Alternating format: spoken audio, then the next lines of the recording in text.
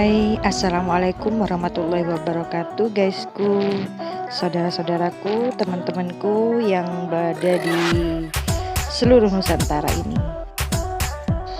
Semoga semuanya selalu sehat dan selalu dalam lindungan Allah, tidak kurang suatu apapun ya.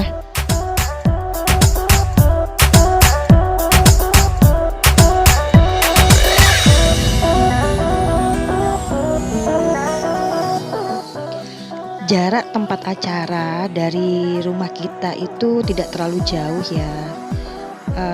Ada mungkin sekitar 400 sampai 500 km dari rumah. Jadi kita cukup naik motor dan kita berangkatnya lewat belakang kampus Universitas Islam Majapahit.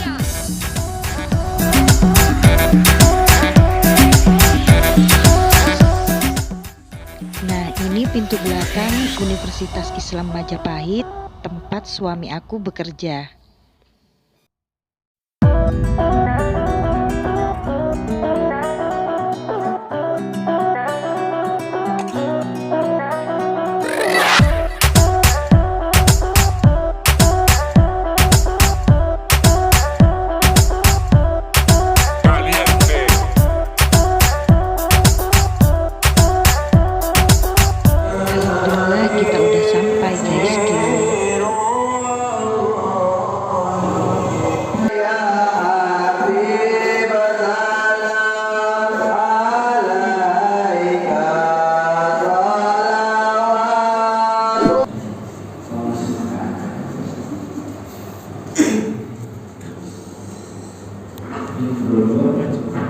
Assalamualaikum warahmatullahi wabarakatuh. Waalaikumsalam warahmatullahi wabarakatuh. Sudah. Dengan umumnya insyaallah sudah. Alhamdulillahirabbil alamin wassalatu wassalamu ala asyrofil anbiya'i wal mursalin sayyidina Muhammad sallallahu alaihi wasallam wa ala alihi wa ashabihi ajma'in. Amma ba'du. Subhanalladzi asra bihi lailan min al-masjidil haram ila al-masjidil aqsa alladzi barakna hawlahu linuriyahu min ayatina innahu huwas samiul basir. Sahabat-sahabat sekalian, tadi malam itu kita bersama dengan Jafar dan rumah menyampaikan bahwasanya akan ada acara Islam Plus yang dilaksanakan oleh Bapak Syariah. Saya jadi ingat bahwasanya tuntunan dari Rasulullah untuk Isra Mi'raj ini, yaitu pada tanggal 27 Rajab 1400 tahun yang lalu itu, tuntunan Rasulullah untuk Isra Mi'raj ini sebenarnya sudah dilaksanakan secara konsisten oleh sahabat-sahabat TNI.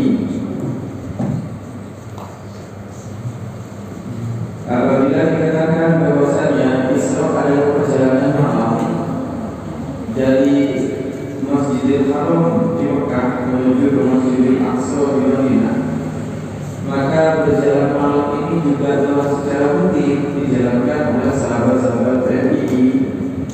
Mereka memiliki ayat sendiri.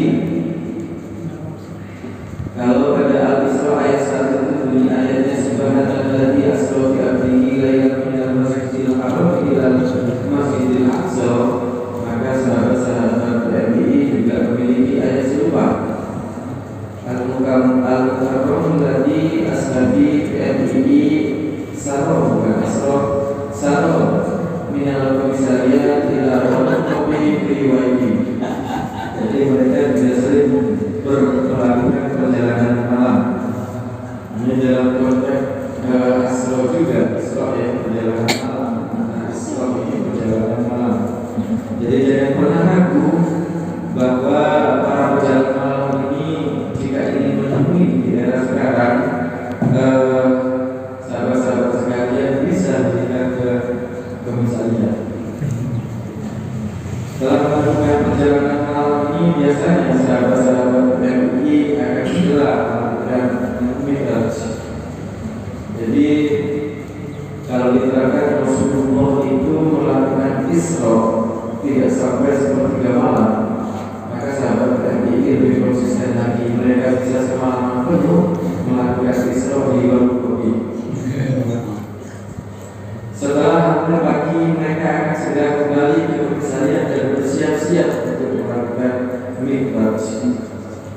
Mi'raj dengan memejamkan mata. Mi'raj yang berat ini, karena Mi'raj adalah ruh dari sahabat-sahabat sekalian pada saat itu. Dan ketika baru-baru mereka sudah mendapatkan wahyu, kalau Rasulullah mendapatkan perintah sholat lima waktu, maka sahabat-sahabat pergi begitu bangun dari Mi'rajnya, langsung mendapatkan perintah ilham dalam hati untuk segera memasak nasi. Sahabat-sahabat sekalian, kita semua tahu bahwasanya yang dimaksud Isra Mi'raj adalah perjalanan Rasulullah. Yang pertama dari Mekah menuju Madinah, dari Madinah kemudian Rasulullah diajak oleh malaikat Jibril menunggangi Buraq, menunggangi semacam entitas makhluk atau creature yang bisa membawa beliau itu melakukan perjalanan bahkan lebih cepat dari cahaya. Perjalanan lebih cepat daripada cahaya. Sahabat-sahabat sekalian, biasanya ceramah tentang Isra Mi'raj itu berkisah tentang perdebatan apakah perjalanan Rasulullah itu, ini saya langsung saja ya, saya tidak mengucapkan kalimat penghormatan ini yang seharusnya disampaikan, karena di sini tidak ada oligarki seperti yang terjadi di Rusia. Saya langsung saja ya, ini langsung dibagikan sebabnya ini bisa boleh di sini, karena bisa langsung Isra. Sahabat-sahabat sekalian, saya tidak ingin berdebat tentang apa yang selama ini menjadi bahan perbincangan para ulama. Apakah Rasulullah itu melakukan Isra Mi'raj itu dengan fisiknya, ataukah perjalanan ini dilakukan hanya semata-mata hukumnya? Perbincangan tentang hal ini sudah biasa dibawakan selama ini. Yang ini saya perbincangan dengan semua sebagai aktivis adalah kajian baru bahwa Isra Mi'raj adalah perjalanan intelektual. Nah, ini kajian baru. Lepas dari kajian sebelumnya bahwa kisah Isra Mi'raj itu dibawakan secara tradisional, Rasulullah melakukan perjalanan dari Mekah ke Masjidil Aqsa, dari Masjidil Aqsa kemudian naik ke langit ke-7. Lepas dari perbincangan itu, saya ingin membawakan tafsir baru tentang Isra Mi'raj pada kesempatan kali ini, yaitu bahwa Isra Mi'raj adalah perjalanan dunia lebih intelektual, perjalanan untuk menyambungkan ilmu sanad. Mengapa? Oleh karena di dalam kisah Isra Mi'raj sebagaimana ditegaskan di dalam hadis, Rasulullah bertemu dengan nabi-nabi terdahulu. Pada langit pertama, entah berapa ribu kilometer di atas kita ini. Pada langit pertama dalam hadis itu ditegaskan Rasulullah bertemu dengan Nabi Adam. Kemudian pada langit kedua itu bertemu dengan Nabi Isa dan Nabi Yahya. Kemudian pada langit ketiga itu bertemu dengan Nabi, siapa itu beritanya? Nabi Harun. Pada langit keempat itu bertemu dengan Nabi Idris. Pada langit kelima itu bertemu dengan Nabi Musa.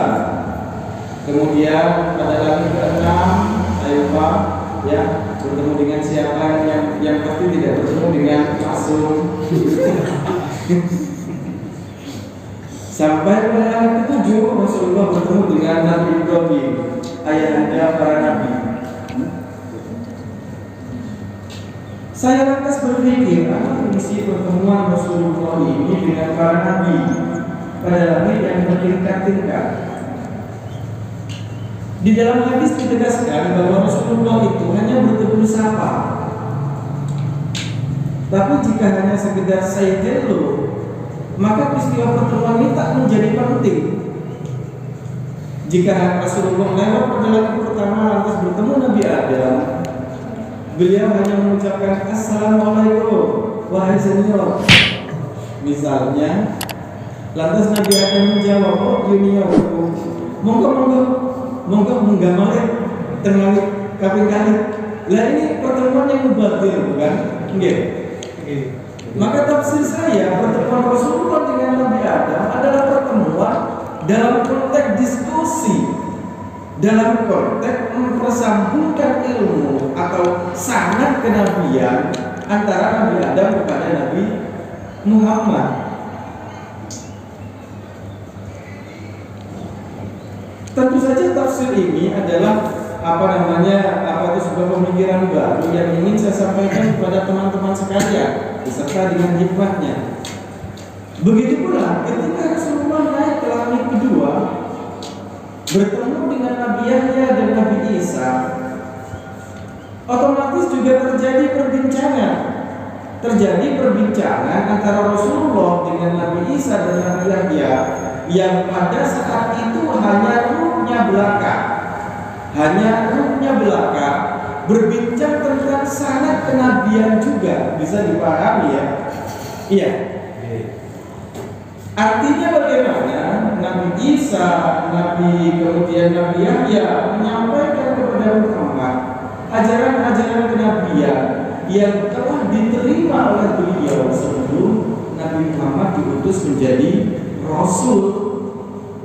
Oleh karena apa? Sekali lagi, pertemuan itu dalam kaca pandang saya menjadi mubatir apabila Rasulullah naik Isra Mi'raj ke langit pertama, kedua, ketiga, keempat, kelima, keenam, ketujuh hanya sekedar say hello. Pada konteks itu saya membayangkan bahwa ketika Rasulullah berjumpa dengan para nabi ini terjadi sebuah ujian proposal, semacam ujian proposal di mana terjadi tanya jawab antara nabi-nabi terdahulu ini dengan Rasulullah. Kendati pun pada saat itu Rasulullah tidak membawa proposal skripsinya untuk dihadapkan pada dewan penguji. Ini berarti juga apa? Itu berarti juga pesan kepada kita bahwa dalam konteks berilmu kita seharusnya juga memiliki sanad keilmuan. Bahkan Rasulullah Muhammad pun memiliki sanad keilmuan, sehingga Allah Ta'ala berkepentingan untuk menaikkan Muhammad, membawa beliau dengan para pendahulunya untuk menyampaikan pesan bahwasanya wahai Muhammad, ini adalah nabi-nabi yang terdahulu yang semua ajaran-ajarannya itu setara dengan kau, dan agar ajaran-ajaran ini tidak terputus dalam artian memiliki silsilah sanad keilmuan dari guru ke guru, maka Allah mempertemukan Rasulullah dengan para nabi-nabi itu. Pesan ini yang kemudian seringkali dilupakan di dalam setiap peringatan Isra dan Mi'raj. Sahabat-sahabat sekalian, ada 3 hal yang kemudian menjadi fokus perhatian saya dalam konteks membaca Isra Mi'raj ini dari sudut pandang filsafat. Yang pertama itu tadi tentang sanad keilmuan sebagai pesan bagi kita. Yang kedua tentang buruk sendiri, yang dalam bahasa Arab sesungguhnya berasal dari akar kata ba-ro dan ko. Barun yang jika dia diartikan sebagai kata benda, sesungguhnya artinya kan pekir, berarti Rasulullah meninggali pekir. Mirip dengan tokoh utama Flash dalam film-film Marvel itu, ya kan? Flash itu Gus, bahkan kalau pedang di sana, Flashnya ada di sini, pedangnya belum nyampe terus sudah berputar. Bukan mencari garis lurus, tapi mencari warna. Kakinya itu menjejak tembok. Pedangnya belum nyampe, terus sudah ada di depannya dan menyentuh pedangnya sedikit, sehingga pedang yang dileparkan luput dari tubuh yang akan ditikam dan terjadi di dunia. Kalau ini lebih jelas silakan berlangganan Netflix.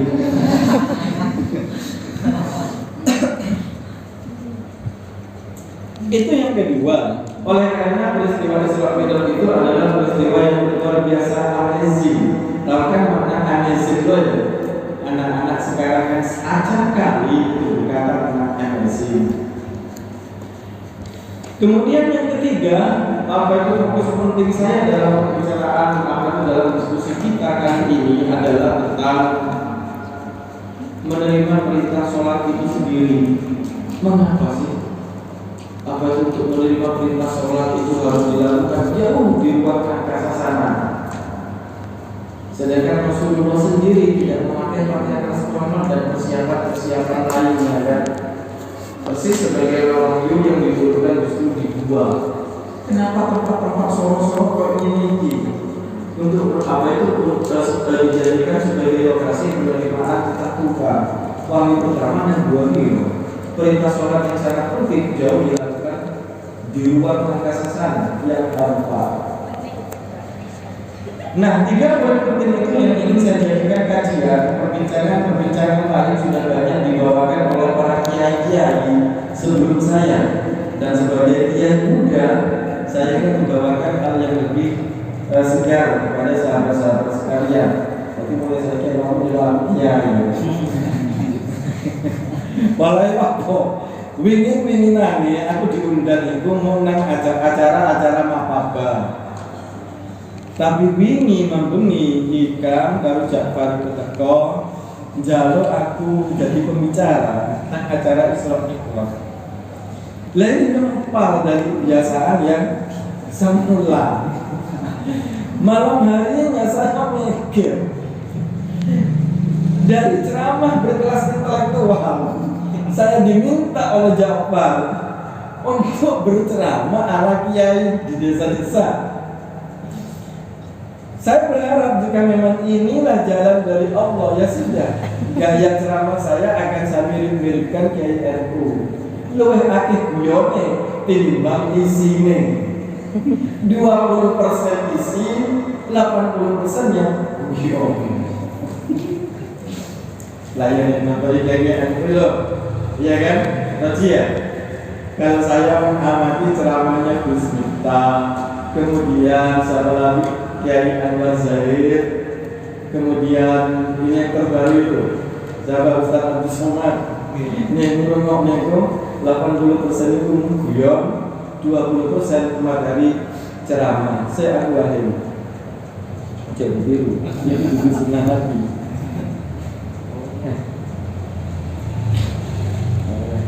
Jadi ini fungsinya banyak sekali. Terutama ketika sampai sudah kira gitu, ya. Multi talenta yang namanya multitasking. Sahabat-sahabat sekalian, itu yang pertama. Apa kepentingan Allah Ta'ala yang paling tidak kita ijtihadkan dalam cerita Isra Mi'raj? Mengapa Rasulullah dipertemukan dengan para senior? Apakah penting bertemu dengan para senior itu? Para senior itu loh, ya kan? Bila bertemu dengan sahabat Adam, bila bertemu dengan sahabat Isa, sahabat Yahya, sahabat Ibrahim, itu kalau kita bandingkan para nabi ini adalah kader-kader PMII.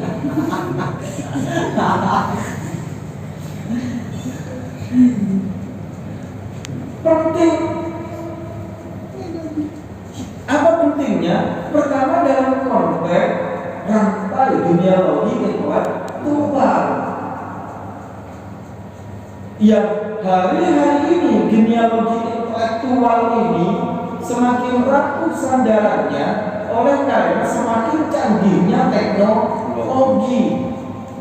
Sehingga rantai ideologi intelektual ini sekarang sedang berusaha diputus oleh satu maha guru, sehingga semua orang akan berguru kepadanya. Satu maha guru ini justru bukan hasil didikan para ulama, tetapi hasil buatan para programmer. Maha guru yang saya maksud adalah Google. Dan ini bahaya. Satu maha guru untuk semua ideologi. Jika sekarang saya tanya, didapat dari mana pengetahuanmu tentang tafsir Jalalain, Razi misalnya, Maksum misalnya, yang hari ini sedang berputar dengan proposal skripsi dan menyusun kitab sahihnya, ya. Rama ini sedang menyusun kitab sahihnya. Ketika saya bertanya ke Rama, apakah esai-esai keilmuan, kitab yang kau tulis Rama sekarang ini dalam bentuk penelitian dan akan menjadi karya abagimu dalam bidang keilmuan memiliki sanad kepada para guru? Jika pertanyaan ini saya ajukan kepada Rama misalnya, maka kita akan mendengar jawaban Rama sendiri. Apakah engkau memiliki rantai keilmuan dari para guru untuk menuliskan kitabmu yang berjudul apa tadi ya? Proposal skripsi.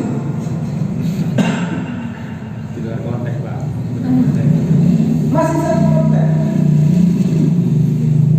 Apakah keilmuan kita itu ditulis berdasarkan tuturan dari para guru yang ini merupakan sanad keilmuan kita, ataukah ia ditulis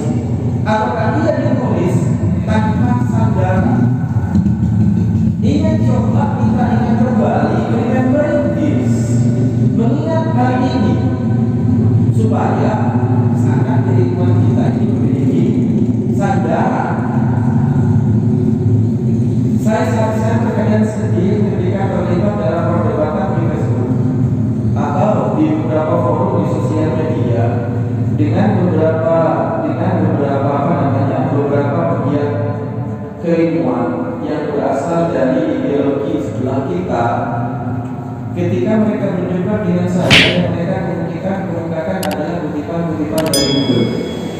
Mereka tak bisa membaca kitab kuning, tetapi dalam komen-komen Facebooknya mereka melampirkan tulisan-tulisan Arab. Anehnya, ketika saya tanyakan kepada mereka, kalimat awal ini dibaca bagaimana? Tulisan Arab itu yang tanpa harokat. Ketika saya tanyakan kepada mereka, yang kedua saya bahwa apa yang saya lakukan selama ini adalah bid'ah, ya, bid'ah. Kemudian saya tanyakan kepada mereka, misalnya sampai menjelaskan apakah sampai benar-benar memahami teks Arab yang sampai jadikan sebagai dalil dari perdebatan saya dengan sampaian juga seperti ini. Coba dibaca mas. Mereka sama sekali tak mampu membaca. Anehnya mereka bisa mengutip teks hadis dan ditaruh dalam komen Facebook dalam perdebatan saya bersama mereka. Ini artinya apa? Artinya anak ini sesungguhnya tidak memiliki sanad keilmuan, sandaran keilmuan, dan hanya mengutip seadanya dari Google belaka dan kemudian ditaruh dalam perdebatan. Salah satu tokoh pada saat itu Farid Gamzah berdebat dan kemudian berkata, saya sudah berdebat dengan yang Salih Kolumbi. Itu ditaruh di dalam blognya. Saya sendiri tak merasa berkepentingan untuk membesar-besarkan hasil perdebatan itu. Saya hanya berkata memberikan pamungkas pada saat itu dengan menyampaikan bahwa sampai menyindir banyak sekali hadis, tetapi anehnya sampai tak mampu bahkan membaca amalan hadis itu sendiri. Tulisannya seperti ini: ha, de, sa, nun, dan kemudian ada alif panjang. Bacanya hadasana. Ya. Saya minta kepada yang bersangkutan itu dari ideologi sebelah yang sering membid'ah di Facebook. Coba mas sampai baca. Wah, penting, yang penting artinya. Dua artinya juga penting, tetapi apakah sampai benar-benar mengerti apa yang sampai lakukan? Sahabat-sahabat sekalian, maka saya memberikan tafsir pada peristiwa Isra Mi'raj itu bahwa mengapa Allah berkepentingan mempertemukan Rasulullah dengan para nabi agar supaya ilmunya Rasulullah itu bersambung keterangan itu dengan para nabi-nabi sebelumnya untuk memperkokoh dan memastikan bahwa yang diucapkan oleh para nabi kepada Rasulullah itu benar-benar satu garis berupa dinun agama yang lurus yang telah diwariskan sejak era Nabi Adam sampai ke era Nabi Isa Yahya. Di pertengahannya ada Nabi Ibrahim sebagai ayahanda para nabi. Ini tafsir saya. Ini juga pesan pada kita bahwa dalam konteks belajar keilmuan, sahabat-sahabat sekalian, jangan melupakan tradisi para ulama bahwa apapun ilmu yang sampai pelajari, milikilah sangat dari ilmu itu sendiri. Itu tafsir saya. Ya. Dan sejauh masih bernilai ijtihadi, dia bisa dipergunakan. Sahabat-sahabat sekalian, itu bukan yang pertama. Kemudian hal penting yang kedua sejauh terkait dengan Isra Mi'raj adalah apa yang dikendalai oleh Nabi. Sekian lama saya membaca, sekian lama saya mendengarkan apa itu ceramah dari para kiai tentang makna bulog. Asal kata bulog sendiri adalah fakir. Tetapi masalahnya ini dia. Apakah fakir bisa ditunggangi karena ia cahaya? Apakah fakir bisa ditunggangi karena ia cahaya? Sementara di dalam gambaran cerita tradisional, gambaran cerita dari orang tua saya, digambarkan bahwa burung itu berbentuk kuda yang kepalanya berupa perempuan cantik. Pernah ada nggak gambar itu di rumah jenengan? Iya, pernah ada ya. Dulu ketika ayah saya memampangkan gambar burung di rumah, saya selalu memandanginya dan bertanya, kapan aku sok tuku jarang koyong ini? Dulu poster semacam itu dijual dengan harga Rp300, ditaruh dalam rumah untuk memberikan gambaran pada kita bahwa inilah creature atau entitas atau makhluk yang ditunggangi oleh Rasulullah Muhammad ketika beliau mi'raj dari Masjidil Aqsa menuju langit ke-7. Tetapi sekarang setelah saya sekian lama bergelut dengan medan pengetahuan akademik, saya menjadi tidak percaya. Oleh karena yang digambarkan di dalam poster itu tubuh berbentuk darah dan daging, bentuknya mirip dengan kuda. Tentu saja saya tidak percaya karena apapun yang menembus atmosfer di sana, sejauh kita kaitkan dengan fisika, maka ia akan terbakar. Bagaimana mungkin sayapnya tidak terbakar? Jadi gambaran bahwasanya yang dinaiki oleh Rasulullah adalah kuda dengan kepala seorang perempuan cantik, sesungguhnya menistakan terhadap naiknya Rasulullah sendiri ke langit ke-7. Lantas pemahamannya bagaimana? Bagaimana mungkin seorang manusia itu bisa mencapai langit ke-7 hanya dalam waktu kurang dari sepertiga malam? Bagaimana kita bisa memasukkan hal ini di dalam logika kita? Dalam konteks ini, jawaban yang saya dapat dari pembacaan saya terhadap pemikiran para ulama ada dua.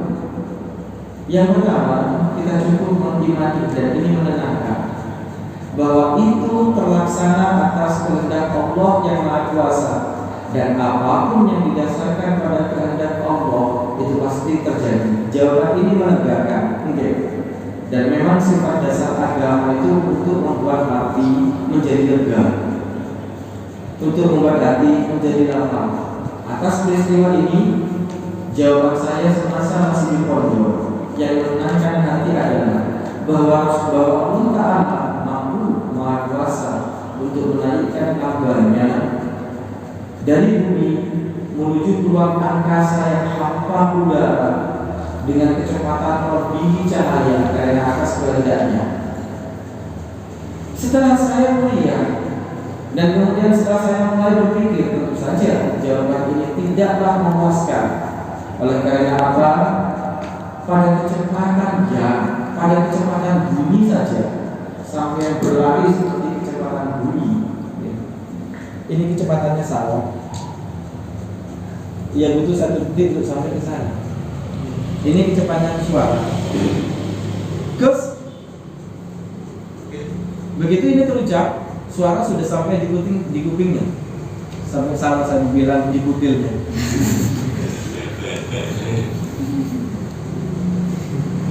Lebih cepat dari itu adalah kecepatan cahaya. Dan ketika seseorang bergerak lebih kecepatan cahaya ini, ia akan mengalami apa yang dinamakan sebagai spaghetti effect. Ketika bergerak lebih kecepatan cahaya, sedangkan sampai masih berdapadan seperti ini, kau akan mengalami apa yang dinamakan sebagai spaghetti effect. Tiba-tiba mulur itu, enggak? Mulur. Oleh karena apa? Oleh karena engkau masih berupa darah dan daging yang tingkat kepadatannya jauh lebih rapuh daripada baja dan besi. Jika engkau bergerak lebih cepat dari cahaya, maka tubuh akan terurai. Kayak ditarik pun. Gerakannya justru lebih kuat daripada benda yang bergerak itu sendiri. Dalam konteks ini, jika fisika mengatakan seperti itu, bagaimana kita menafsirkan Rasulullah bisa melakukan kesebelah mutawal hanya dalam waktu kurang dari sepertiga malam. Bagaimana saya memahami ini ya Allah? Bertahun-tahun saya mencoba mencari jawaban. Sementara belum ketemu jawabannya, saya berlindung di balik fatwa pesantren, saya kepaya mondok. Berlindung di balik fatwa pesantren itu bagi saya menenangkan hati. Itu terjadi atas kehendak Allah. Karena Allah Maha Kuasa, lantas hati saya tenang. Tidak mencoba untuk mengingkari agama dan mengatakan bahwa agama saya yakin jujur. Agama saya banyak cerita bohong persis seperti Kristen yang banyak takayulkan. Untuk menenangkan hati, saya kembali ke fatwa pesantren. Melok agama kiai, yaitu itu terjadi atas kehendak Allah. Tetapi kemarin saya melihat film, lagi-lagi film. Judul filmnya itu aneh, manusia semua. Unfair and the worst. Unfair and the worst. Itu model. Baru pakai itu ceramah dari kalau aja dulu. Sahabat-sahabat sekalian, ada cara untuk baru dalam fisika yang disebut sebagai fisika kuantum. Fisika kuantum itu kendati pun pernah disampaikan oleh Einstein, tetapi dikembangkan oleh seorang ilmuwan Amerika fisikawan yang namanya Stephen Hawking. Stephen Hawking menegaskan bahwa yang terkecil dari benda di sekitar kita, dari materi di sekitar kita, bukanlah atom, tetapi kuantum. Apakah kuantum memiliki bentuk paling kecil seperti bakteri itu? Tidak. Ia adalah gelombang. Dan gelombang itu bisa menembus tembok. Persis sebagaimana gelombang radio kendali itu sampai berada di dalam gedung tertutup. Tetapi gelombang radio, gelombang TV tetap bisa menembus tembok itu. Maka alam kuantum itu tidak dibatasi oleh matra, oleh apa namanya tempo ini, ia bisa menulis. Alam kuantum juga tidak dibatasi oleh waktu, karena menurut Hawking, proton dan elektron bisa berpindah dalam sekejap. Itu fisika. Jika fisika sendiri mengatakan bahwa proton dan elektron itu bisa melompat dari satu tempat ke tempat lain tanpa jeda waktu, maka bagaimana lagi dengan seorang nabi? Yang atas kehendak sang penciptanya bisa jadi tubuh Muhammad. Saya percaya bahwasanya Muhammad melakukan Isra dan Mi'raj itu tubuh dan jiwanya.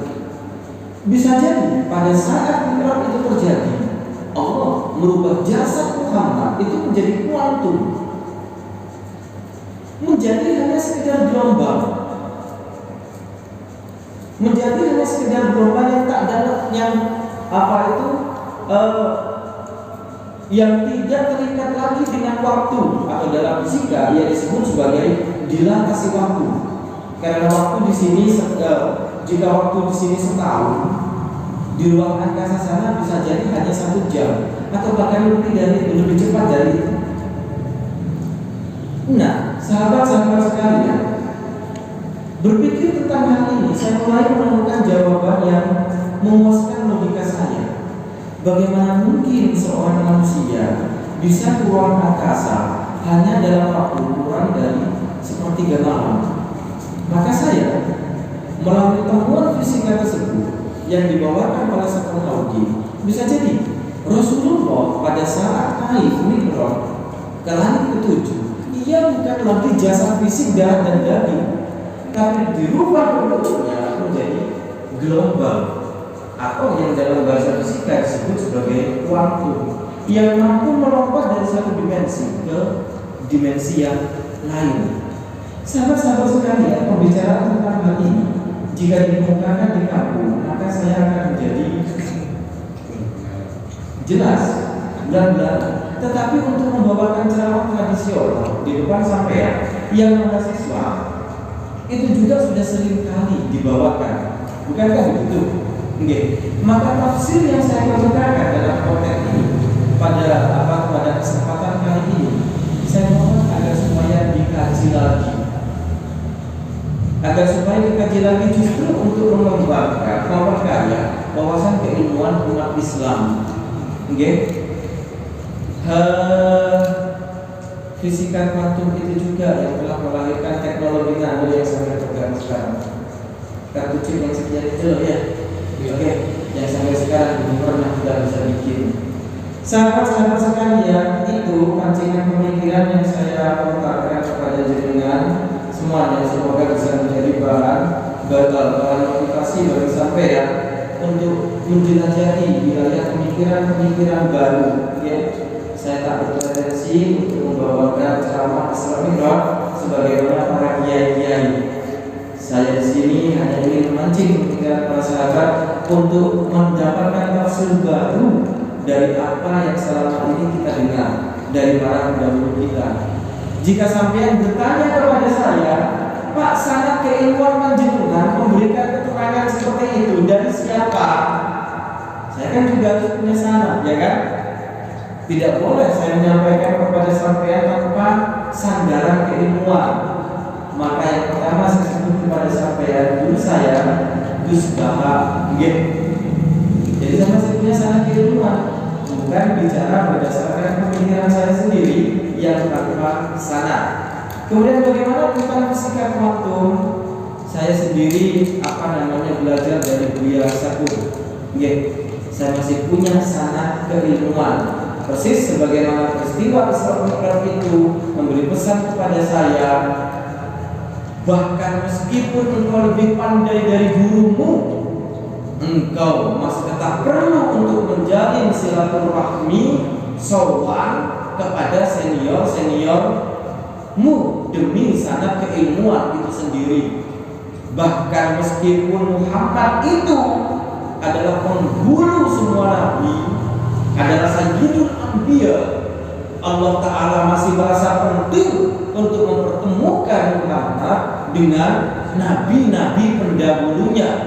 Jangan sombong kendati pun engkau sudah lebih pandai dari para seniormu. Engkau masih perlu untuk silaturahim, masih perlu untuk berbincang dengan para senior itu. Pesan ini yang saya jadikan fokus utama penyampaian saya pada acara Isra Mi'raj yang sahabat-sahabat adakan siang hari ini. Sahabat-sahabat sekalian, itu saja yang bisa saya sampaikan. Semoga bisa menjadi motivasi untuk memperkaya wawasan jenengannya. Oke, seperti itu saya akhiri. Sebelumnya saya juga berterima kasih atas kesempatan yang telah diberikan. Mohon maaf jika penyampaian saya itu kurang mendengarkan, kurang bertawa, karena memang saya sedang flu. Sebagai akhir kalam saya sampaikan, Assalamualaikum warahmatullahi wabarakatuh. Waalaikumsalam. Doa sekalian ya. Baik, kita berdoa. Bismillahirrahmanirrahim. Alhamdulillahirabbil alamin. Wassalatu wassalamu ala asyrofil anbiya'i wal mursalin sayyidina Muhammad wa ala alihi wa ashabihi ajma'in. Allahumma ighfir dzunubana wa dzunuba abaina wa ummahatina wa ajdadina wa ajdadina wa akhawatina wa ikhwanina ya Allah. Allahumma rabbana anzil alaina ma'idatan minas sama'i lana idai awwalina wa akhirina wa akhirina warzuqna wa anta khairur raziqin. Allahumma rabbana la tuzigh qulubana ba'da idh hadaytana wa hab lana min ladunka rahmah innaka antal wahhab. Allahumma rabbana atina fid dunya hasanah wa bil akhirati hasanah wa qina adzabannar. Wa sallallahu ala sayyidina Muhammad wa ala alihi wa sahbihi ajma'in. Walhamdulillahi rabbil alamin.